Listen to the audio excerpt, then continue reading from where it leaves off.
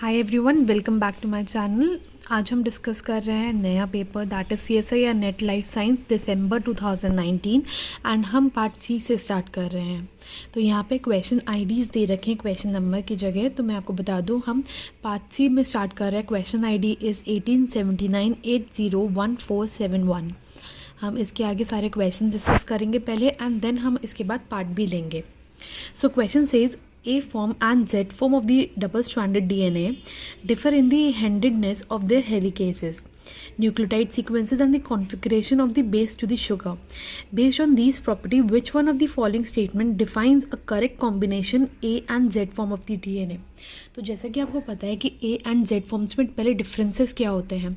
A form जो होता है हमारा राइट हैंडेड फॉर्म होता है, वेयर एज Z फॉर्म जो होता है वो हमारा left handed form of DNA होता है। ए फॉर्म में जो होते हैं हमारे एंटी कॉन्फ़िगरेशन होती है बेस और शुगर की, वेयर एज हमारी जेड फॉर्म में जो होता है ऑल्टरनेटिंग सीक्वेंसेस होती है प्यूरिन्स एंड दी पिरामिडिन की। अब ए एंड बी में क्या डिफरेंस होता है वो एडिशनल इन्फॉर्मेशन है। ए एंड बी में आपके जो डिफरेंसेस होता है that is deoxy sugar ring के हिसाब से होता है। जैसे बी फॉर्म में C2 एंडो कन्फर्मेशन होता है, whereas Z A form में हमारा C3 एंडो कन्फर्मेशन होता है। तो ये हमारा डीऑक्सी शुगर रिंग का डिफरेंसेस होता है ए एंड बी फॉर्म में, वेयर एज हमने ए और जेड फॉर्म्स के डिफरेंसेस अभी आपको बता दिए।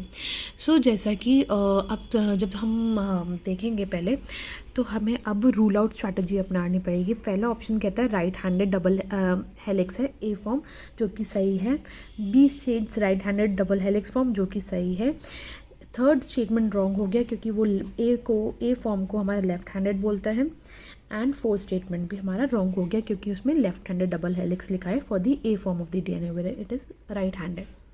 देन सेकेंड इन्फॉर्मेशन क्या बताइए, उसमें जो हमारा एंटी कॉन्फ़िगरेशन होता है हमारा बेस एंड शुगर का, तो based upon that anti configuration यहाँ पे है syn configuration, that is wrong. And हमारा स्टेटमेंट फर्स्ट जो हो गया वो करेक्ट हो गया। So statement first says right-handed double helix and ND configuration for the base to the sugar arrangement in the DNA, and left-handed double helix with the alternating sequence of the G and C. And for the Z, it's alternating sync and the NT configuration for the bases to the sugar arrangement in the ZDNA, मतलब उनके alternating purines in the pyrimidine sequences होती हैं।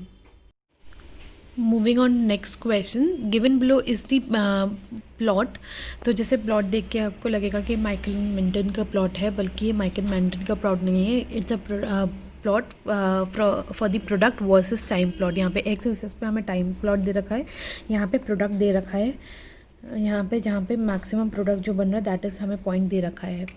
अब हमें इस पे ये पूछा गया है कि which one of the following statement is correct interpretation of the data. तो बहुत लोग ने इसमें ये भी किया कि इसको KM एंड Vmax का ग्राफ समझ के किया, जबकि हमारा माइकल एंड मेंटन का जो प्लॉट होता है दैट इज़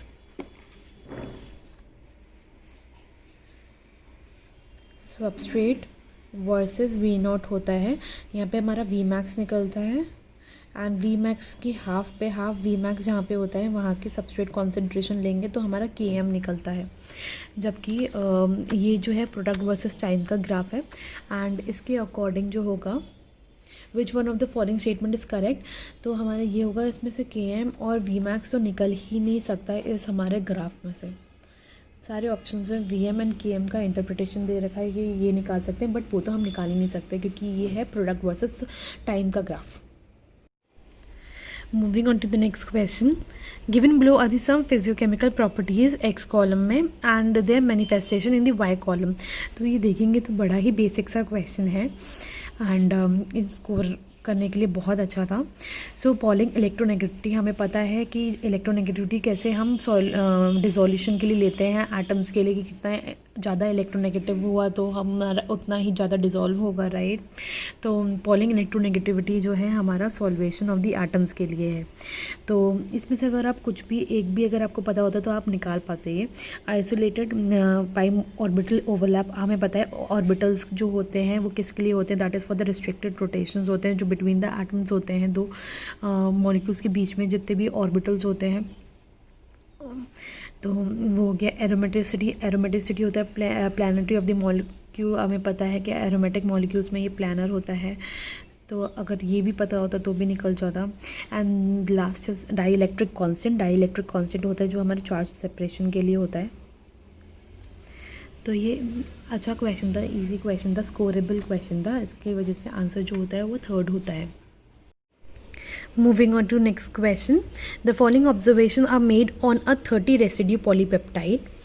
फर्स्ट स्टेटमेंट, इसमें हमें रूल आउट स्ट्रैटेजी से हम करेंगे। एंड ये बहुत ही इंटरेस्टिंग क्वेश्चन है, आपको हर एक स्टेटमेंट को पढ़ के उसको रूल आउट करना पड़ेगा। तो पहला स्टेटमेंट जैसे देते हैं, unordered structure is observed in the water but a helical conformation is observed in the medium of a low dielectric constant. तो यहाँ पे कुछ स्टेटमेंट्स दे रखे हैं, जैसे peptide is entirely compose of D amino acid, peptide is compose of L amino acid not amphipathic, the peptide is rich in the disulfide bonds between D cysteine, the peptide is entirely composed of the L-aromatic amino acids। तो हमें based on the observation कि यहाँ पे पहला observation ये दे रखा है कि अनऑर्डर्ड स्ट्रक्चर था वाटर में, बट उसको जब हम हेलिकल स्ट्रक्चर हो गया, जब हमने उसको लो डाई इलेक्ट्रिक कॉन्स्टेंट के उसमें रखा, तो जैसा कि तो लो डाई इलेक्ट्रिक के कॉन्स्टेंट में अगर जब रखा तो हेलिकल स्ट्रक्चर हो गया, तो कुछ तो ऐसा है कि उसके कन्फर्मेशन में चेंजेस आए, तो हो सकता है कि वो एम्फीपैथेटिक, ठीक है ये। और then second statement says the peptide is resistant to the degradation by the proteases. Proteases जैसे होते हैं, ट्रिप्सिन हो गया, कीमोट्रिप्सिन हो गया, पेप्सिन हो गया, वो जनरली सारी पेप्टाइड्स को ब्रेक कर देता है। अब यहाँ पे दे रखा है रेजिस्टेंट है, तो रेजिस्टेंट है तो इसका मतलब कुछ अलग है।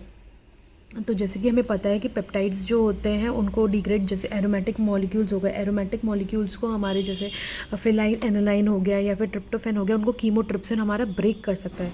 तो ये वाला स्टेटमेंट तो रॉन्ग हो गया, क्योंकि ये हमारा रेजिस्टेंट नहीं होता है, एरोमेटिक जो होते हैं। Then third statement says RBCs are lysed by the peptide. RBC अगर लाइज्ड हो रहे हैं पेप्टाइड से, इसका मतलब है कि पेप्टाइड जो है it's able to form the pore in the membrane, ठीक है। वो हीमोलाइसिंग लाइक स्ट्रक्चर है जो हमारा पेप्टाइड्स को ब्रेक कर रहा है, पोर को ब्रेक कर रहा है, उसके अंदर घुस रहा है, उसको लाइज कर रहा है।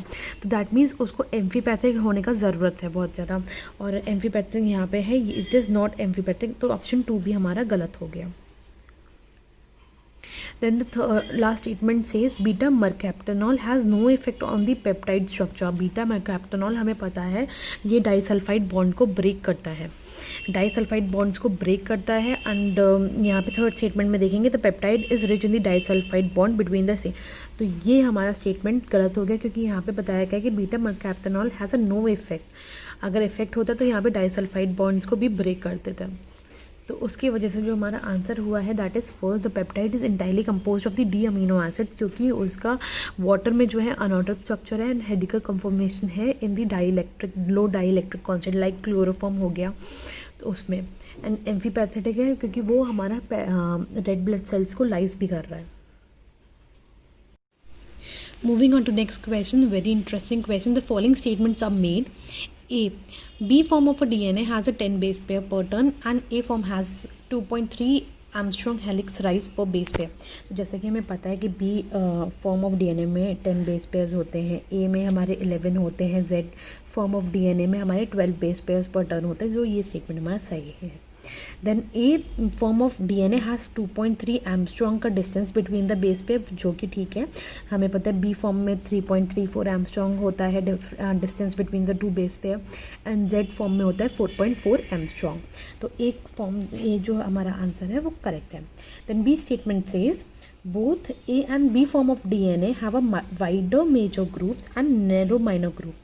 ये स्टेटमेंट हमारा रॉन्ग है, क्योंकि हमें ये पता है कि wider major groups and narrow minor groups जो होता है वो बी फॉर्म ऑफ DNA में होता है, ए फॉर्म में नहीं होता है। तो ये स्टेटमेंट हमारा रॉन्ग हो गया। Third statement says the crystalline nature of cellulose is brought about by alpha 1,4 linkage between the glucose सब यूनिट। सेलुलोज की बात हो रही है और यहाँ पे लिखा है अल्फा 1,4 लिंकेज, जो कि आपको पता है कि वो रॉन्ग है, क्योंकि सेलुलोज में हमारा बीटा 1,4 लिंकेज होता है, वेयर एज अल्फा 1,4 लिंकेज जो होता है हमारा वो स्टार्च मॉलिक्यूल में होता है। तो ये स्टेटमेंट भी हमारा रॉन्ग हो गया। Then D states that the double bond in the natural lipids are always cis which provides fluidity to the plasma membrane. ये हमारा स्टेटमेंट जो है वो करेक्ट है, क्योंकि हमें पता है जब लिपिड्स की पैकिंग होती है और सिस मॉलिक्यूल सिस फॉर्म में होता है, कॉन्फ़िगरेशन में होता है, तो उसकी बेंडिंग रह जाती है, उसमें पैकेजिंग अच्छे से नहीं हो पाती, जिसकी वजह से हमारा फ्लूइडिटी प्लाज्मा मेम्ब्रेन में आ जाती है. तो ये स्टेटमेंट भी हमारा सही है. तो A and B correct. Next question, analysis of the homotetrameric protein. Homotetrameric protein मतलब होता है कि 4 सब यूनिट्स हैं एंड चारों सेम साइज़ की हैं. And a double-stranded DNA was run on a native gel relief that migrated due to true to their physical state.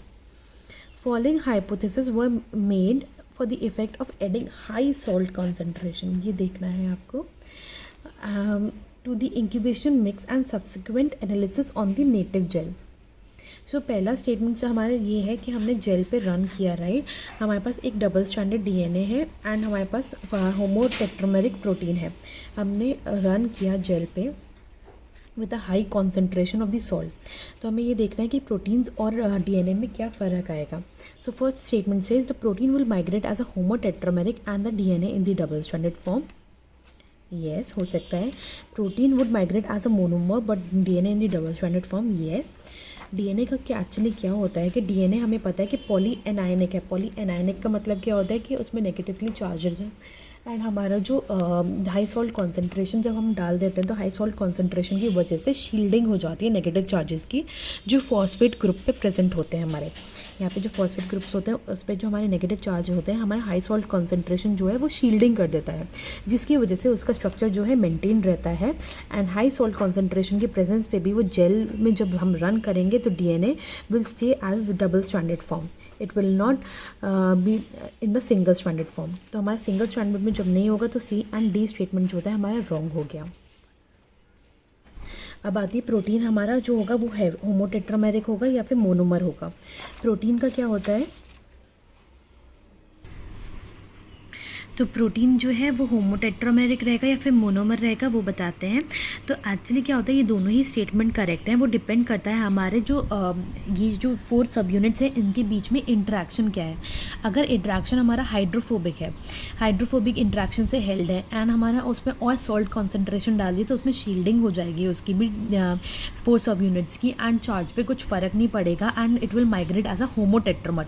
बिल्कुल सेम ही रहेगा, उसका जो बॉन्ड है बिल्कुल हाइड्रोफोबिक इंटरेक्शन जो है वो होमोटेट्रामर के फॉर्म में ही माइग्रेट करेगा. बट अगर हमारा इलेक्ट्रोस्टैटिक फोर्सेस हैं बिटवीन द मॉलिक्यूल सब यूनिट्स में इलेक्ट्रोस्टैटिक फोर्सेस हैं एंड हम सॉल्ट कॉन्सेंट्रेशन को इंक्रीज़ कर देंगे तो हमारे इलेक्ट्रोस्टैटिक जो रिपल्शन हैं वो ज़्यादा बढ़ जाएंगे, उनके बीच में इलेक्ट्रोस्टैटिक फोर्स जो थी वो कम हो जाएगी, जिसकी वजह से हमारे जो 4 सब यूनिट्स हैं वो सेपरेट होना स्टार्ट हो जाएंगे and it will migrate as a monomer. तो इसकी वजह से हमारा स्टेटमेंट जो है ए एंड बी करेक्ट है. वो डिपेंड करता है कि हमारे मोनोमर्स के बीच में बॉन्ड कौन सा है. Moving on to next question, the nucleosome is the fundamental subunit of chromatin in eukaryote. Following statements are made about nucleosomes. तो हमें ये देखना है कि कौन सा स्टेटमेंट गलत है, कौन सा स्टेटमेंट रॉन्ग है. तो पहला statement states generally a typical nucleosome contains 200 base pairs of DNA and 2 copies of each histone H2A, H2B, H3 and H4. ये हमें पता है कि 200 base pairs होते हैं generally. Then second statement says 146 base pair length of a DNA per nucleosome core particle is strictly maintained across the organism. Actually क्या है कि 146 बेस पेयर होते हैं बट यहाँ पे strictly maintain across the organisms लिख दिया, तो ये स्टेटमेंट हमारा रॉन्ग हो जाता है. क्योंकि हमारा जो रेंज है 145 टू 147 बेस पेयर की है. तो 145 भी हो सकते हैं, 146 भी हो सकते हैं, 147 भी हो सकते हैं. तो ये स्ट्रिक्टली वर्ड आने से ये स्टेटमेंट हमारा रॉन्ग हो गया. Third statement says the histone octamer are not conserved during and after replication. However, H32 and H42 tetramer are. ये बिल्कुल सही है बिकॉज हमारे जो ऑक्टमर्स होते हैं वो हमारे टेट्रामर्स में ब्रेक हो जाते हैं एंड देन हमारे डीएनए के अराउंड रैप्ड होते हैं. तो ये स्टेटमेंट भी हमारा सही है. Next statement states variants have been identified for all core histones except histone H3 कि सारे हिस्टोन मॉलिक्यूल्स के लिए वेरिएशन है बट H3 के लिए नहीं है, जो कि हमारा रॉन्ग स्टेटमेंट है। हमें ये पता है कि हिस्टोन 3 के 7 वेरिएशंस अवेलेबल हैं, तो ये स्टेटमेंट हमारा रॉन्ग हो जाता है। E states while wrapping around the core histones, the structure of the DNA is altered at the middle of the nucleosome core particle and exhibits increased number of base pairs per turn, जो कि हमारा बिल्कुल सही statement है। तो इसकी वजह से जो आंसर हमारा निकल के आता है that is A, C and E। Moving on to the next question, ये सेल साइकिल का क्वेश्चन है एंड सेल साइकिल का क्वेश्चन एक हमेशा ही आता है। ये क्वेश्चन बहुत ईजी है। During the cell cycle, entry in the S phase is tightly regulated. This is possible because हम लोग को स्टेटमेंट दे रखे हैं ये चार, हमें बताना है कौन सा स्टेटमेंट सही है। तो पहला कहता है कि anaphase promoting complex promotes ubiquitination of the S phase cyclins and mitotic cyclins making them for the proteolysis at the mitotic axis. तो पहले क्या होता है, यूबिक्विनेशन होता क्या है? तो यूबिक्विनेशन होता है, प्रोटीन्स जो होता है वो इनएक्टिवेट हो जाता है by attaching the ubiquitin on it. तो बेसिकली यूबिक्विटिन क्या करता है, यूबिक्विटिन का काम होता है वो टैग की तरह एक्ट करता है, जब सिग्नल करता है वो प्रोटीन को ट्रांसपोर्ट करे तो फॉर दी प्रोट्यूसोम डिग्रेडेशन के लिए। तो हमारा ये जो है प्रमोट्स करता है, APC जो प्रमोट करता है माइटोटिक साइक्लिन्स को, that is S phase A और एस फेज B। वो एस साइक्लिन A है हमारा एस फेज का और साइक्लिन M है हमें पता है M फेज का, उसका हमें प्रोटीलाइसिस करवाता है एट द माइटोटिक एक्सिट। तो ये स्टेटमेंट हमारा बिल्कुल ठीक है। सेकंड जो होता है that is cyclin B1 helps in the activation of the S phase CDK only in the late G1। तो ये हमें पता है कि हमारा एस फेज CDK का नहीं करता बल्कि ये करता है MPF। MPF क्या होता है, मैचुरेशन प्रमोटिंग फैक्टर जो होता है उसको एक्टिवेट करता है, ना कि CDK को। तो ये स्टेटमेंट हमारा रॉन्ग हो गया। ये स्टेटमेंट रॉन्ग हुआ तो हमारा ये स्टेटमेंट और ये स्टेटमेंट हमारा रॉन्ग हो गया। तो ऐसे आप रूल आउट हमें कर सकते हैं, अगर आपको एक भी स्टेटमेंट अगर पता है तो रूल आउट कर सकते हैं। Third statement says as mitotic CDK activity declines in the late mitosis CD14 phosphatase activates APC by dephosphorating CDH1 and thus promoting formation of APC। ये बिल्कुल सही स्टेटमेंट है, हमें पता है। And fourth statement says securin keeps S phase cyclin in inactive states till late G1। ये हमारा statement wrong है, क्योंकि हमें पता है सिक्योरिन जो है वो एस फेज साइक्लिन को इनएक्टिव नहीं रखता है बल्कि सेपरेज को इनहिबिट करके रखता है कि वो एक्शन ना करे। इसलिए हमारा ऑप्शन जो है A and C हमारा करेक्ट हो गया, बाकी ऑप्शन हमारे रॉन्ग हो गए। Moving on to the next question, thousands of protein that are synthesized in the cytoplasm are imported into the nucleus through nuclear pore complex every minute। तो ये बहुत इंटरेस्टिंग क्वेश्चन है, इसमें काफ़ी नॉलेज होनी चाहिए आपको। एंड ये पूरा मैकेनिज्म है how this protein get transport into the nucleus. तो मैं आपको पूरा मैकेनिज्म समझाती हूँ। These proteins contain nuclear localization signal NLS, ठीक है, that direct their selected transport into the nucleus. This nuclear import requires. तो पहले एक्चुअली क्या होता है कि हमें ये पता है कि न्यूक्लियर पोर है, न्यूक्लियर पोर में एक प्रोटीन है हमारे पास कार्गो प्रोटीन, ठीक है। कार्गो प्रोटीन पे हमारे पास NLS सीक्वेल होती है। कौन सी होती है? न्यूक्लियर लोकलाइजेशन सीक्वेंस होती है। अब न्यूक्लियर लोकलाइजेशन सीक्वेंस क्या होती है, सिग्नल क्या होता है कि ये अमीनो एसिड की सीक्वेंस होती है जो टैग करती है प्रोटीन को कि उसको इम्पोर्ट होना है सेल न्यूक्लियस के अंदर। ये हमारा न्यूक्लियस है, ये हमारा साइटोप्लाज्म है, ठीक है, ठीक है। अब इसको कौन NLS सिग्नल तो है हमारे पास, अब इस प्रोटीन पे कौन सा प्रोटीन जो है बाइंड करता है, that is known as the importin. Importin जो होता है हमारा जो प्रोटीन जो ट्रांसपोर्ट होना है फ्रॉम साइटोप्लाज्म टू न्यूक्लियस, वो उसको बाइंड करा होता है। तो अब ये जैसे हमारा अंदर चला गया कार्गो प्रोटीन जो होता है, अब हमारा इम्पोर्टेंट से जो बाइंड है, इम्पोर्टेंट प्रोटीन से जो बाइंड है वो अब डिसोसिएट होगा इन द न्यूक्लियस जाके अंदर। तो हमारे डिसोसिएशन के लिए यहाँ पे एक प्रोटीन होता है that is known as RAN GTP। तो रैन जीटीपी क्या होता है? रैन जीटीपी हमारा रैन प्रोटीन जो होता है वो स्मॉल प्रोटीन होता है which is essential for the translocation of the RNA और protein through the nuclear pore complex हमारा। तो रैन जीटीपी हमारा कब बनता है? तो रैन जीडीपी से रैन जीटीपी बनेगा, राइट। अब रैन जीटीपी से जीटीपी बनने के लिए एक हमारा को मॉलिक्यूल चाहिए होता है which is known as guanine exchange factor.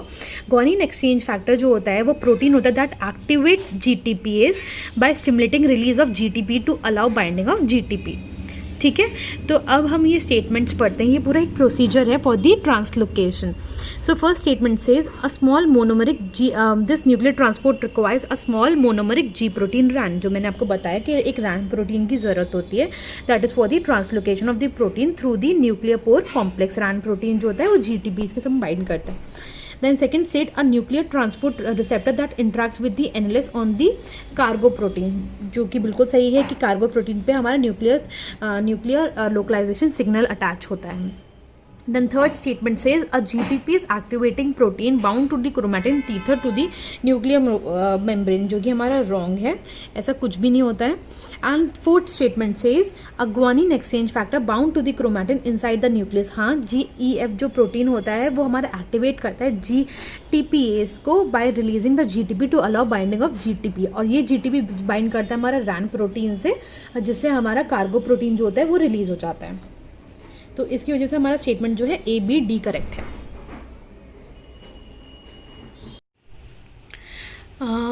Next question, Listeria is a foodborne pathogen that cause mild gastrointestinal symptoms. To move from one host cell to another it polymerizes actin. इसमें बताया हुआ है कि हमारा actin जो है वो उसकी सरफेस पे है एंड इट जो एक सेल से दूसरे सेल में जाने के लिए वो एक कॉमेट शेप बना देता है। यहाँ पे ये लिस्टीरिया है, ये हमारा कॉमेट शेप तो उसके एक्टिन हो गए, और ये हमारा दूसरा सेल प्रेजेंट है। ठीक है, ए सेल एंड बी सेल, एक सेल से दूसरे सेल में जाने के लिए कॉमेट लाइक टेल बनाई है उसने। Listeria assemble host cell actin on its rear end because, देखिए Listeria has on surface a protein called act A. Act A क्या होता है? एक्ट ए होता है हमारा प्रोटीन जो एक्टिन को पॉलीमराइज करता है, उसको न्यूक्लिएशन के लिए एक्टिवेट करता है। एंड अदर प्रोटीन वैस्प प्रोटीन होता है जो हमारे न्यूक्लिएशन में हेल्प करते हैं। And then second is Listeria can activate ARP23 complex, जो कि सही है। ये हमारा पॉलीमराइजेशन करता है एक्टिन का, उसका एक स्ट्रक्चर बनाता है कॉमेट लाइक स्ट्रक्चर, जिससे एक सेल से दूसरे सेल में जाता है। Then Listeria has on it surface gamma tubulin, नहीं रॉन्ग है। जब हमारे को पता है कि हमारे पास एक्टिन का काम होता है यहाँ पे गामा ट्यूबुलिन नहीं होता है। गामा ट्यूबुलिन होता है it's required for the nucleation of the microtubules, not the actin one. And D states that the Listeria has surface of myosin 2 motor. No, myosin नहीं होता यहाँ पे, एक्टिन की वजह से हमारा एक सेल से दूसरे सेल में जा रहा है, तो यहाँ पे मायोसिन मोटर का कोई काम ही नहीं है। तो correct statement is A and B.